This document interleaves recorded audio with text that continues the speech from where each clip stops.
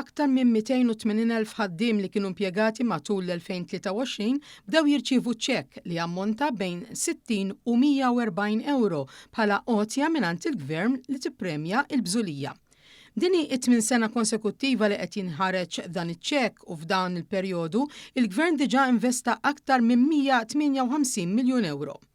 L-għotja mħabbra sissa li bdiet titqassam mill-erba hija addizzjonali għat-tax cut imħabbra fil-budget għal ħaddiema kollha fejn mill-anqas kull ħaddiem ma jħallas taxxa fuq l-ewwel 1,000 euro paga li jaqla fix-xahar. Dan minn barra wkoll it-tax cut bla preċedent li għadha kif tħabbret fil-budget għas-sena d-dieħla għal ġenituri illi jaħdmu. Biha dawk li għandhom żewġ ulied u għandhom paga sa 30,000 euro kull wieħed mhux se jħallsu ċenteżmu taxxa mill-2028 għal kwarta seklu. Fil-waqt li se jgawdu wkoll ġenituri b'wild wieħed li mhux se jħallsu taxxa fuq l-ewwel 1,500 euro li jaqilgħu fix-xahar, dawk b'żewġ titfal mhux se jħallsu taxxa fuq l-ewwel 2,500 euro fix-xahar.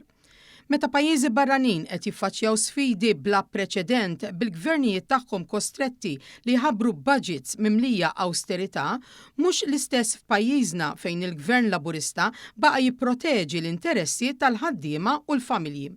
Dan hu frott l-ekonomija b'saħħitha, frott l-għaqal tal-Gvern Malti immexxi mill-Prim Ministru Robert Abela li qed ikompli jagħti garanzija għal futur bl-inċentivi fis-settur tax-xogħol favur karrieri ta' kwalità u li jrendu.